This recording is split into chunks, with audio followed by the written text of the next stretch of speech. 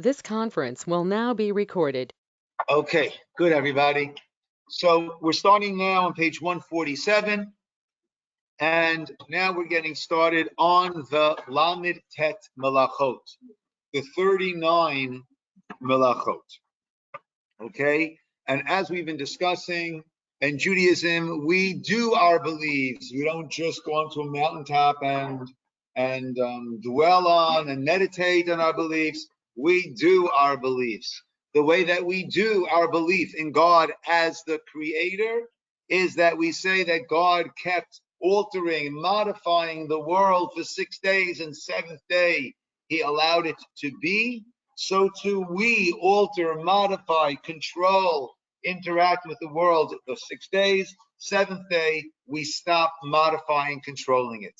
And that is by abstaining from these 39 categories of general, the 39 prototypes of prohibited work. Okay? And therefore, and those are what's known as the Lamed Tet Melachot. The 39 Melachot, prohibited acts of modifying the world. And that is why, as we've explained a number of times, whereas turning on a light switch is not very exertive, right? It's not work. It's a lot more work for me to walk a mile from my house to shul, right? But the issue is not work, it's not exertion. The issue is, am I modifying the world to fit into what I want it to be, or am I allowing the world to be as it is, right? And the light switch is certainly my modifying the world according to my whims, whereas my walking is not doing any sort of such modification. Now, it might seem a bit overwhelming when we think of, wow, 39 melachot, but actually they are broken down into different orders, different categories. So the first 11 are what's called sidura de pat, which is the sidur, the arrangement of making bread. So the first 11 is cooking. Okay, the next 13 of them is coming to making garments. That's the next 13. So 11, 13, we're already at 24. The next 9 is writing. Okay, but writing begins with trapping an animal because you need the hide.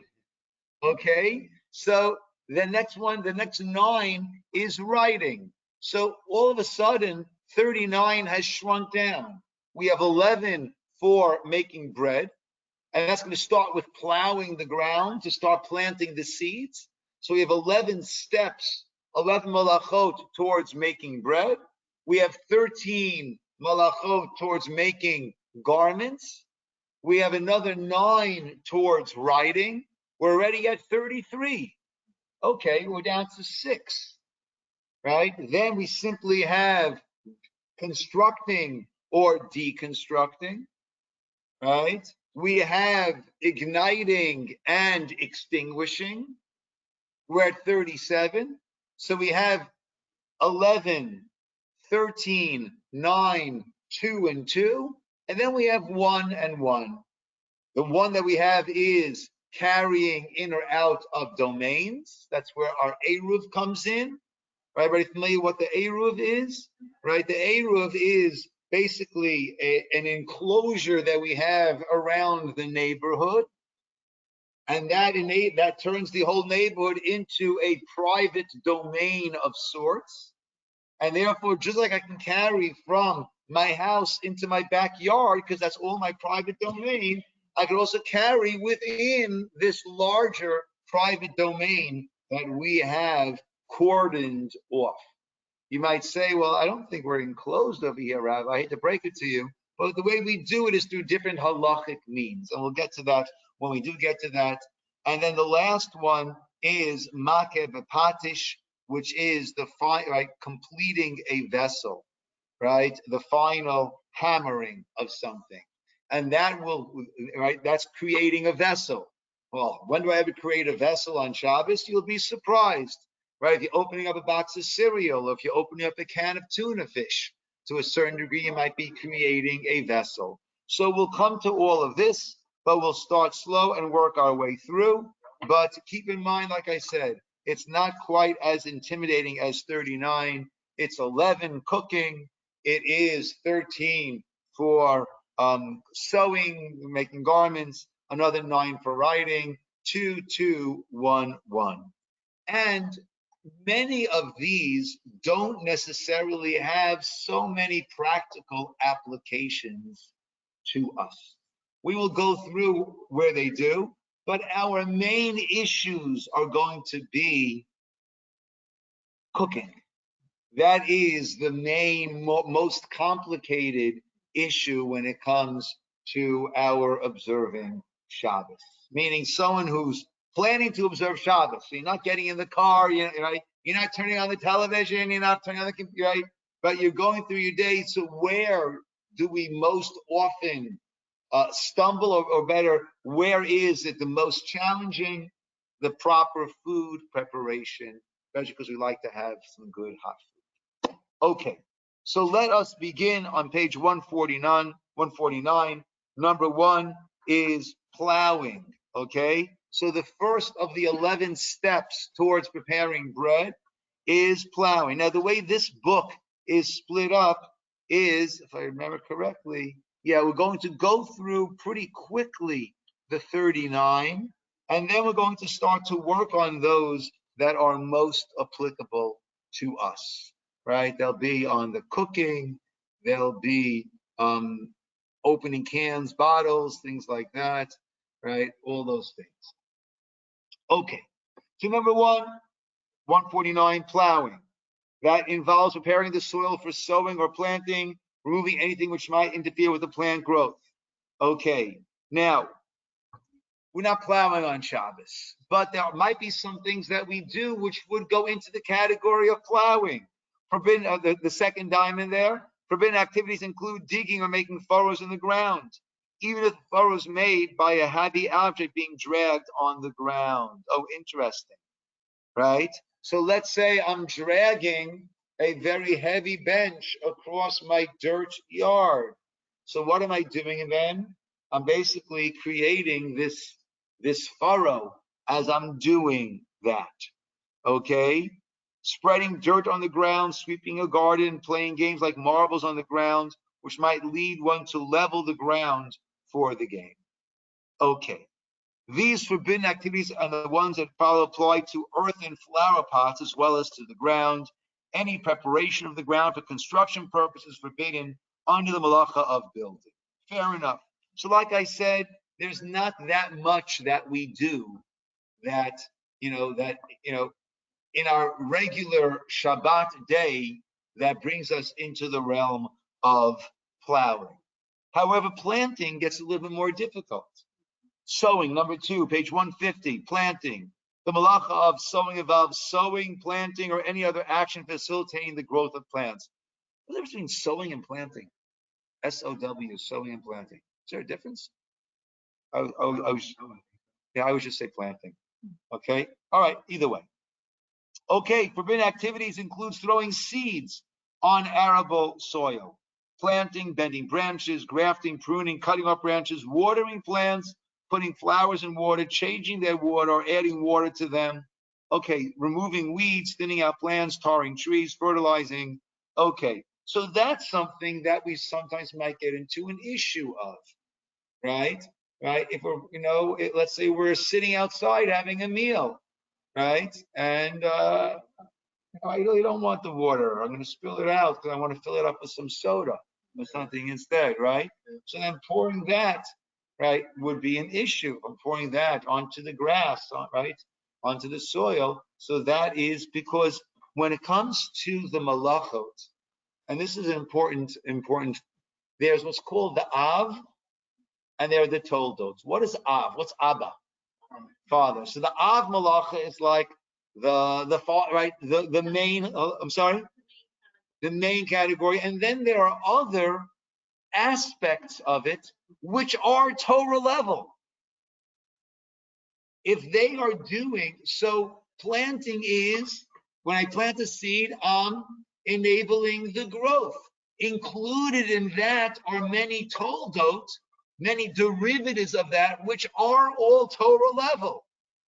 Doing anything which will be aiding the growth, watering, for example, right? So that's something that does come up, right? So on the bottom you have over there, yeah, watering plants, planting, pruning. Okay, yeah.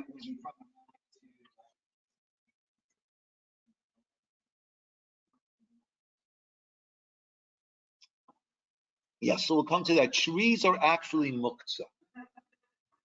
Yeah, right? Trees will actually be muktzah for that very reason. Muktzah means that it's not a Torah prohibition. It's not one of the 39. It's a rabbinic legislation. Lest will come to, as you said, Ladero, you might come to break off a branch or something like that, or right, pull off some leaves, things like that. Okay. Now, also something that is relevant to us, you have some flowers in the house.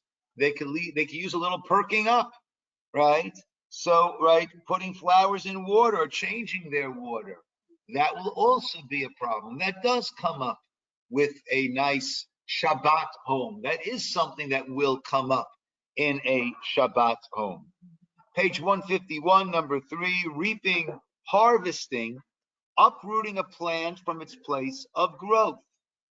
Forbidden activities include harvesting grain, picking fruits or flowers, mowing the lawn, breaking branches, or moving flower pots that are on the ground, or removing honey from a beehive.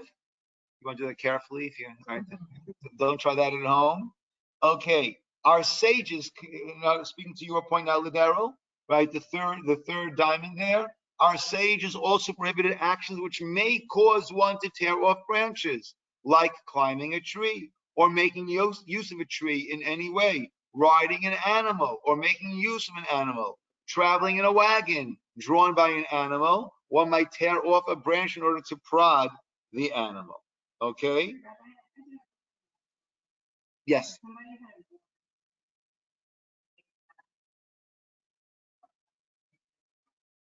Yeah. Yes. Now, if it just goes onto the ground, I don't know if it would be a Torah prohibition because it'll hardly grow like that. Right? I tried putting them down, and with no success. Right? If I find out that that you expect out a seed in the orange tree grew, I'm going to be very, very, very jealous. Right? Yeah. Yeah. But yes, yes, right? You're throwing seeds onto soil where it can grow. Yes, that would also all of that would be included in this issue. Okay. Now, again, of these, right? If you've got a flower pot in the house, let's say, right? Well, yeah, if the flower pot is on your counter, it's not going to be such an issue. Right? If you have a flower pot in the ground in your garden, then moving it, that would be an issue because it's considered that it gains sustenance from the earth. Okay. Number 4, page 152. Right? So, and of course, we realize this is all the steps towards making your bread. You got to plow, then you've got to plant, then you got to harvest, and then you make them into these bundles. Sheaf making. The malach of sheaf making involves gathering scattered objects or combining them into one bunch. Okay, forbidden activities include gathering fruit which fell from a tree, gathering twigs or straw, making a wreath of flowers, threading fruits on a string, or pressing them into one bunch like a fig roll. So let's say, right, one of the children or someone goes and picks up the bag of clementines and then it spills them all over the floor, right? So that would not be a problem of gathering together that fruit because that's not right. It's already been harvested. Everything's been done already. It's just you don't want people stepping on clementines as they walk around your kitchen. Okay. Once again, this is something that doesn't really come up so often to us. 153, number 5, threshing. The malach of threshing involves removing something edible from its natural casing, removing kernels from their stalks, removing a liquid from absorbed in a solid. Oh, that is something that we do come to. Okay, this is going to get us into the whole process of borer. Borer is selecting. And that is another area which comes up often on our Shabbat homes, and we need to understand that. Okay? Forbidden activities include threshing grain, removing peas from their pods if the pods are inedible, squeezing juice from fruits or vegetables. Right? You can't take your orange and make yourself some orange juice. You can't squeeze out the orange to make orange juice. Milking cows. Okay? All right, and we'll yeah. So there, squeezing fruit on the bottom over there, hulling the peas or squeezing fruits for their juice. Right, that's something that does enter into our realm. Right, and that would go into this category of threshing. 6, winnowing.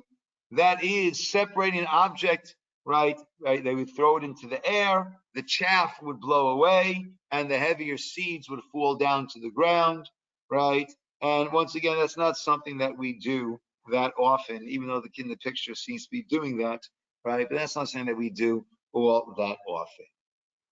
Number 7, 155, is something that comes up very, very often in our Shabbat homes, and that is borer, selecting.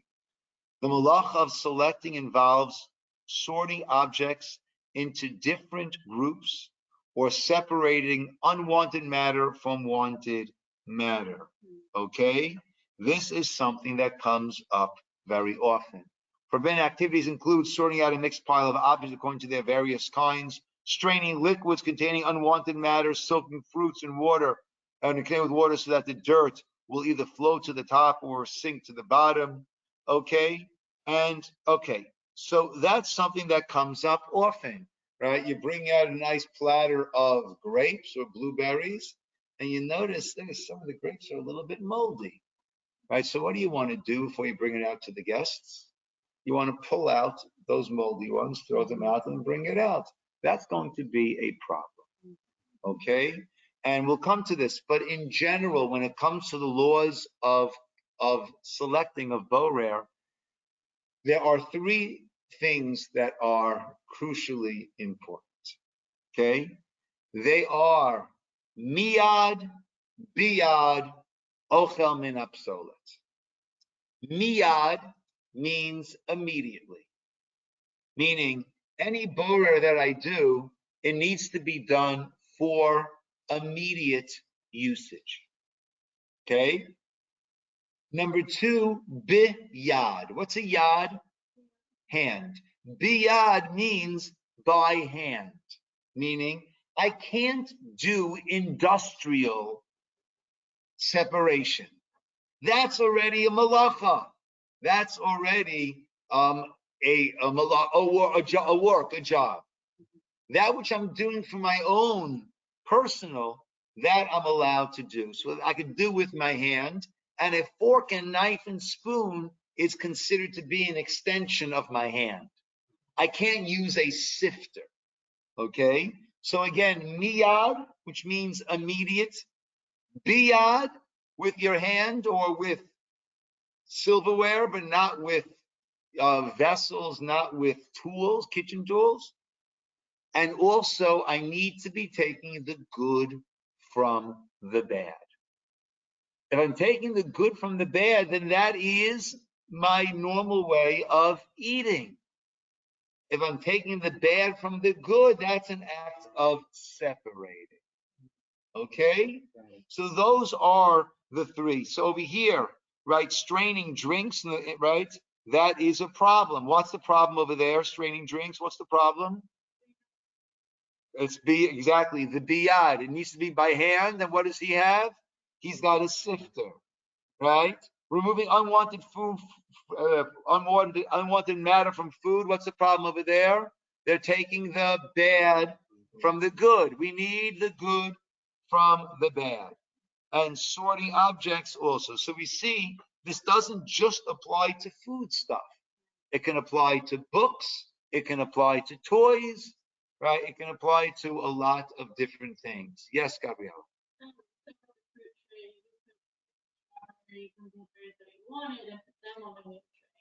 Yes, yes. So if you've got that bowl of fruit with some blueberries or grapes that have gotten a little bit unservable, we'll say, right? So what you would need to do is take off those clumps that are good, put them onto a plate, and then bring it out. But you cannot do that before you go to shul for the meal when you come home from shul. Why not? Miyad. It needs to be for immediate. Now, immediate does not necessarily mean, it's like a 15-second rule, right? But it's before that meal as opposed to before shul and then coming back to that meal. Okay? So those are all things to keep in mind. Sorry? Please. So for when it comes to games, playing Rummy Cube on Shabbat, which is a game where you have to split the pieces, like does that apply to playing games? And is that, okay. Are Okay. you familiar with the game? Did you speak to the game? Yes, yes. Okay, so Rummy Cub or different games that you have things that where you sort. So it's got to be a mixture. Okay, and I'm pulling things out of a mixture. So let's say Rummy Cup. I put all the pieces down face down. There's no borrow there, right? Now I'm randomly picking up, is it 13 pieces that you pick up? Whatever it is, I'm randomly picking up my 13 pieces. Random. Now what am I doing? I take this one and I say, okay, that's a light blue. I'll put that over there, right? Right? I'm taking them one by one, right? I'm taking whichever one's on top of my hand and I'm putting it where I want to put it. I'm not selecting out of a pile. And then I'm simply putting it down. That would not be a problem at all. Let's say when I worked in a hotel as a teenager, the summer I met Natalie, right? So I worked in a hotel as a teenager. So we used to so they would on Shabbos, right, after the meal, right? So then the kitchen workers, whatever, would they give us back all of our silverware, right? So we would shake it basically in a tablecloth to dry it, and then we'd have to start putting our silverware into our server in order to have to set up for the next meals, right? So what I would not be able to do is knife, pull out all my knives and put them away.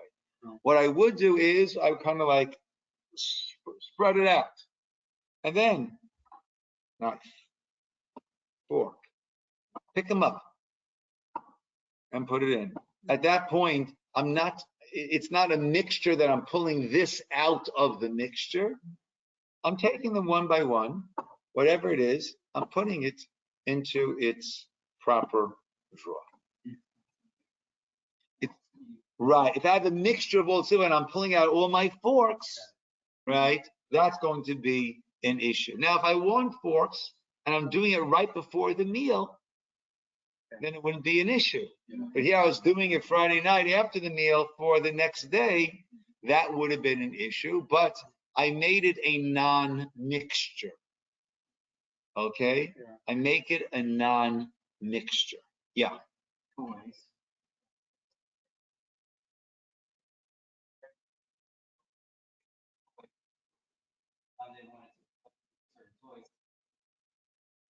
Little kids, toys, let them play.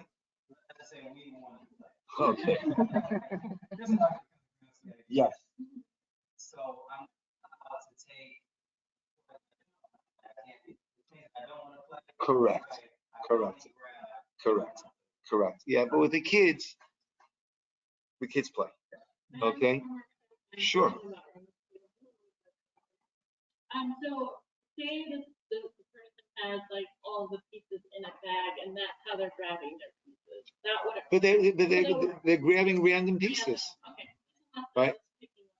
Right. I'm not choosing anything with it. Okay.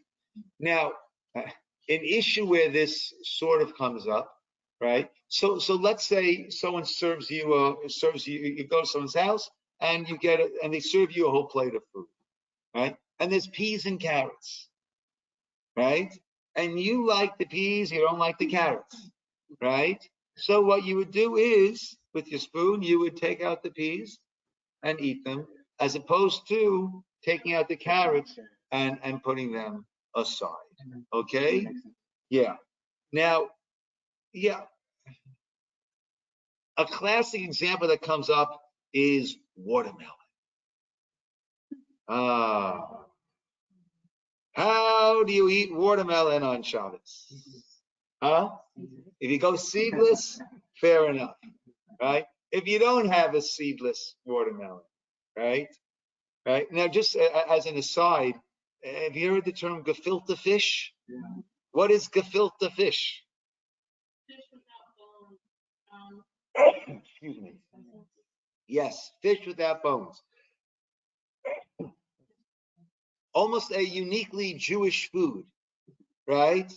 Right. That's one of the things that when you walk in the supermarket and you walk past the kosher section, you see matzah balls, and gefilte fish. And you think that the non-Jews must think, gosh, is that all these Jews eat? Right? Right? And of course, the truth is we eat most of the things in the supermarket. Most of the things are fine, but these are uniquely Jewish foods. Okay. So I was a comedian who was hysterical. He said, why is it that at every Jewish affair, you have this Asian guy in the corner, right, making sushi? It's like, you can't have a Jewish affair without an Asian fellow over there making sushi. I wonder if I go to Japan and I go to one of their weddings, is there going to be a little Jewish guy in the corner making matzo balls?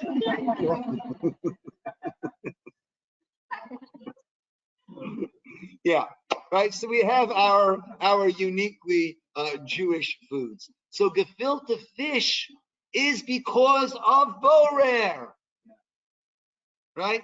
If you're eating fish with bones, that becomes a real serious challenge, right? Because very often you have to just knock out those bones, right? Right now, if you put it all in your mouth and then spit out the bone, that's okay. But that's it's not the most couth way of eating. It's a little bit dangerous when it comes to fish bones. So that's how gefilte fish came about. Grind it all up. You're not left with any bones, and make it into a patty or a loaf of some sort. And that way, you are borer free eating. It makes it a lot easier. Watermelon. Coming back to watermelon. So there are those that say you can't knock off the pits, right? Because why not? That's the bad from the good. You're not allowed to do that. So therefore, what do? You have to put it into your mouth, take a bite, and any pits, you can swallow them if you want. If you don't, you could, definitely then, right, take them out. Okay? Let me ask you another question. A banana. An egg. An orange. What do? Right? Eat the shell? That's not going to be very pleasant, right? So over there, it's not a problem. Why is it not a problem? Because that is not derech borer. That's not a manner of separating. What's that? A manner of eating. It's not derech, the way of borer separating. That is derech achila. It's the way that you're eating. So it's not a problem to peel an egg, peel an orange, peel a banana, and then eat it. I'm not doing an act of separating. I'm doing an act of normal eating. And there are those that, myself included, that say that when it comes to a piece of watermelon, even if it's not seedless, I'm not doing an act of borer. That's the normal way of eating, right? Some have their peels all around, right? Some, right? So that's a normal way of eating.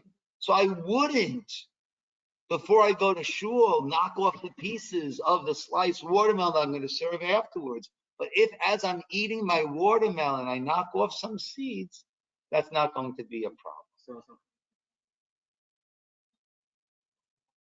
take out some of the black. Yeah, yeah. As you're eating, you knock off some of the seeds. Correct, correct. How about cantaloupe or honeydew? That's not going to be an issue of borer at all. Why not?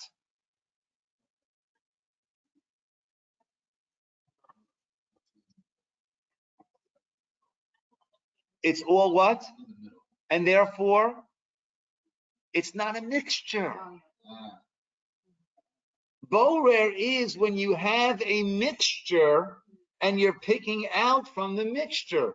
The watermelon is more of a mixture. The cantaloupe or the honeydew, it's not a mixture. Right? So they doesn't have to be. So Danielle said that that'll be sliced and cut. It could be, but it doesn't need to be. It doesn't need to be. There's nothing wrong in slicing your cantaloupe honeydew in half, scooping out the seeds from the middle, and cutting however you want to cut it and serving it. Yeah, it doesn't need to be. Yes, Gabriella. So Derek Shila is that's the way of eating.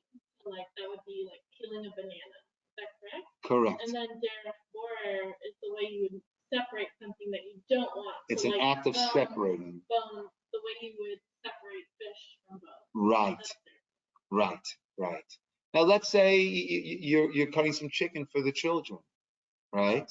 So instead of pulling out the bones, you want to cut the meat off of, the flesh off of the bones. Okay? But right, so that's something that does come up fairly often. Okay, number 8, sifting the malach of that page 156, separating objects into their different components, or separating waste from food by shaking it in a sieve or the like. Okay, grinding.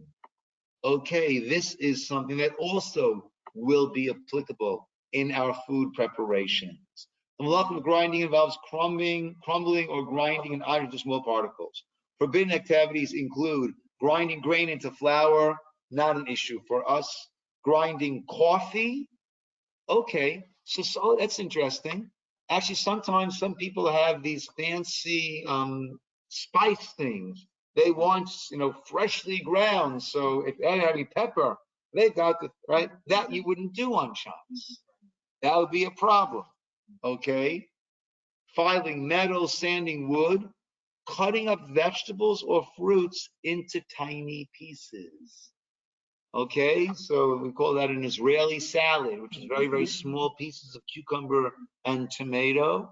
So there, one should not be cutting it up into very small pieces. You can make a salad, right? Like your watermelon cantaloupe, you can make a salad on Shabbos, right? You could cut, you could, cut your cucumbers, but not into small pieces, right? You could cut your pepper, cut out the middle part, rinse out the seeds from the middle, right?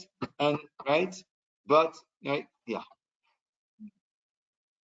The tiny pieces is the issue. 158, kneading, mixing, right? Kneading, right? The malach of kneading involves combining a liquid with solid particles like flour with water or dirt or cement with water to form a single unit. Forbidden activities include mixing a dough or other mixtures of solids and liquids. Sometimes the initial act of pouring a liquid into a solid is included in this prohibition of kneading. See details of this laws further on. Actually, interesting. I was just thinking now, right? Adding hot water to oatmeal, right? So that's turning it into a good glob, right? That might be an example of that. Okay, So it depends. If the oatmeal is already cooked, it's not a problem. If the oatmeal is not already cooked, there is a move that we do, which is the kli shlishi. Okay, this will get into this.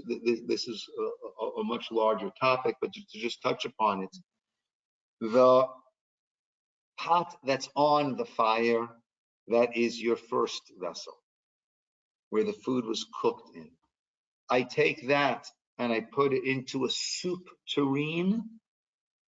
That soup tureen is now my kli sheni, my secondary vessel.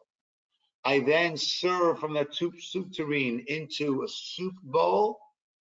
That soup bowl is now my kli shlishi. A kli shlishi doesn't have the capacity to halachically cook. Okay? Therefore, if I want to make tea on Shabbos, and I've got my hot water urn, which doesn't refill, I don't have my hot water coming from my water cooler, because that has a chamber which heats up the water. And as soon as I take hot water out from there, what happens? It refills, cold water goes into that chamber and gets cooked. So my taking hot water out of my water cooler is a problem on Shabbos, because I'm causing cooking of water. Not only that, my friends, but turning on the hot water faucet on Shabbos is a problem, because what happens?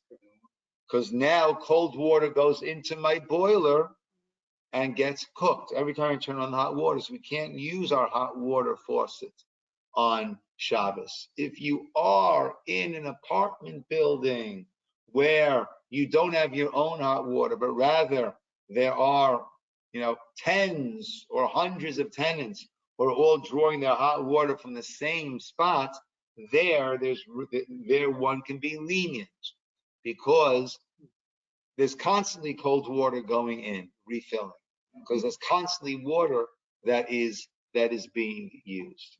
Okay, so I'm sorry.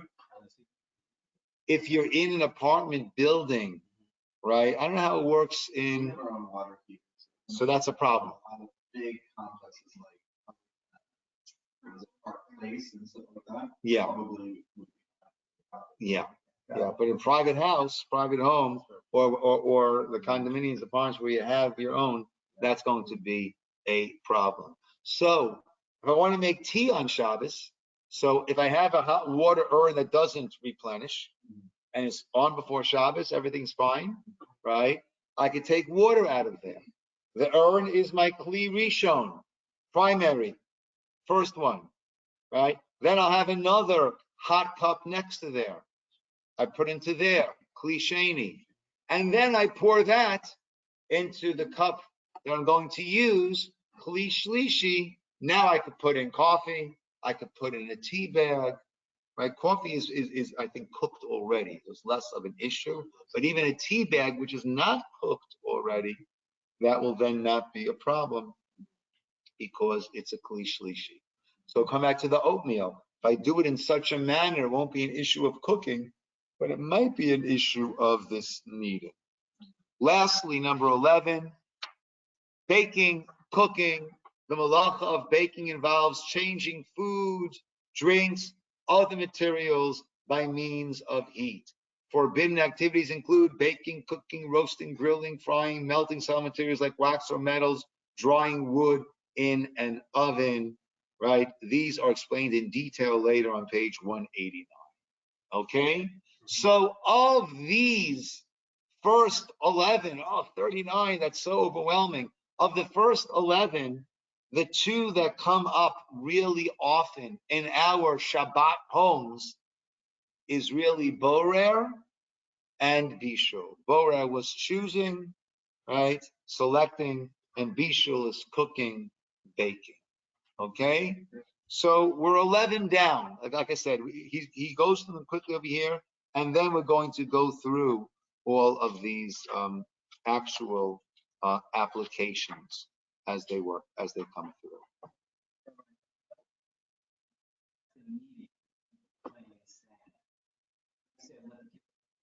Right. Yeah. So the problem is mixing the sand and water. Playing in sand is not a problem at all. Yeah.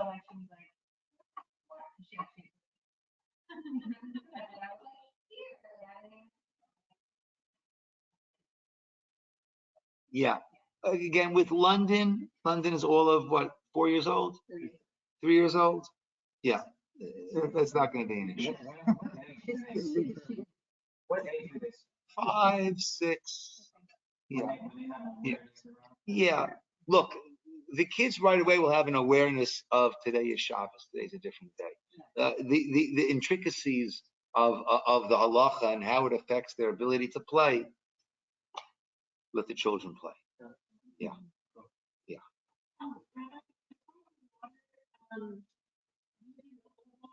On Shabbat, is that okay? That's perfectly fine. Okay, because it's going to activate. Correct. Correct. I thought Okay. because it's plugged into the wall, it's like Okay, making so the water cold. I don't okay. know how So the mechanism okay. So the water cooler is like a refrigerator. Okay. Now there are some who will say, and we don't follow that. This is not normative halacha. There are those that say only open up a refrigerator if you hear the condenser, right, is on. Otherwise, because if you open it up, what might happen? It's going to activate. The thermostat, the temperature is going to go up, won't be in the range it needs to be, and that will activate, right? Right? We don't hold like that, right? A refrigerator is not so sensitive that you're opening it up automatically, right? Automatically turns it on. Right. Now, the light in the refrigerator, that is an issue, right? The old-fashioned refrigerators, the older refrigerators were a lot easier. You had a bulb that you can unscrew, and you had a little button on the door that you could just take that, and that way it thinks that, right, when the door is closed, the button is pressed in. You tape it, it thinks the door is always closed, and you're good to go. You can open up your refrigerator. The newer refrigerators have LED lights, harder to get to, and they usually don't have those buttons. What they have is a magnet. And there's a magnet that's on the door, and when the door closes, it magnetizes, turns off the light, right? When you open it, it demagnetizes, the light goes on.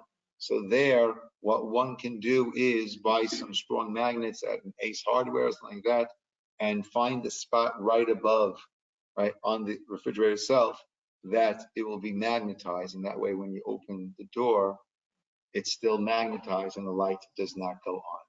But a water cooler is similar to a refrigerator in terms of its non-sensitivity towards automatically kicking on, right? When it reaches a certain temperature, the condenser will go on, and it will it will keep it cold.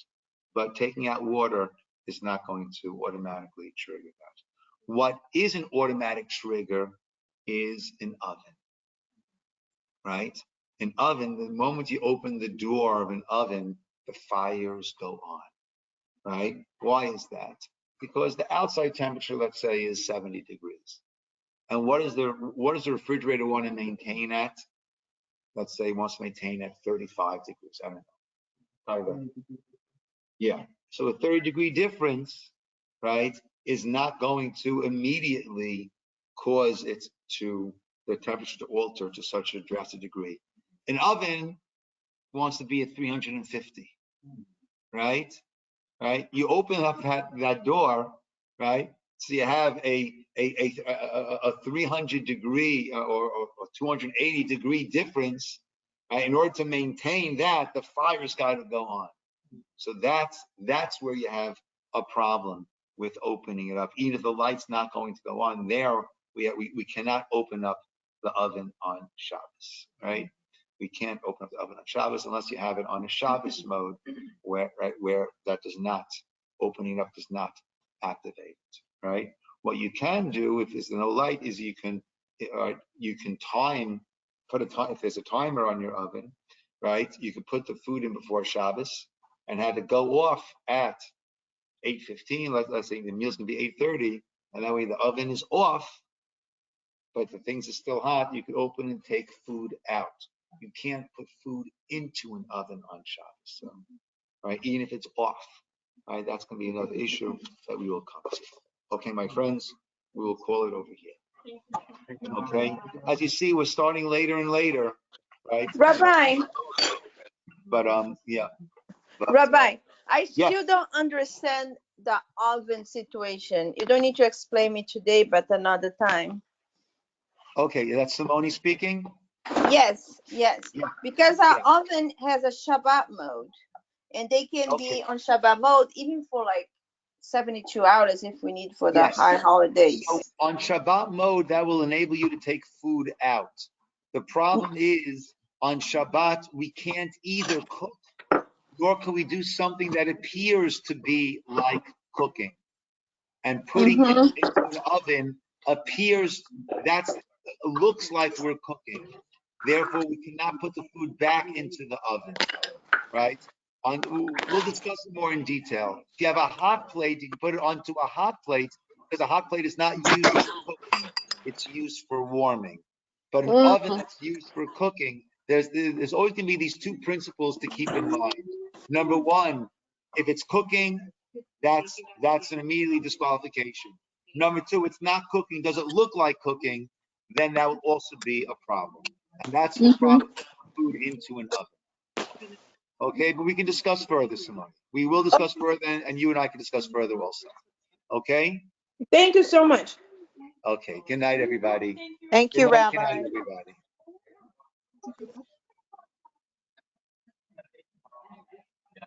Thank you.